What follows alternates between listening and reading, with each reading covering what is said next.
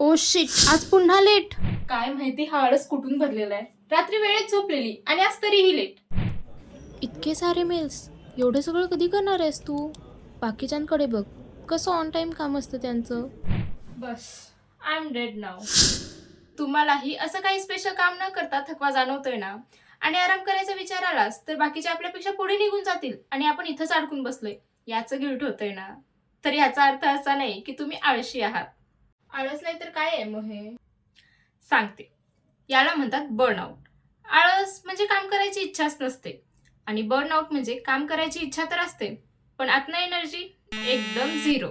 आणि हो, याला विकनेसही नाही म्हणत हा.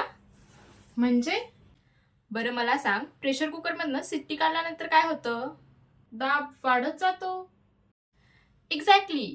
दाब कमी करण्यासाठी शिट्टी काढावी लागते आणि थकवा घालवण्यासाठी आराम करावा लागतं. रेस्ट घेणं म्हणजे हार मानणं नाही, ते स्वतःला सावरायला दिलेली परवानगी असते. सो आज थोडंसं थांबून घ्या, कारण उद्या पुन्हा उभं राहायचंय.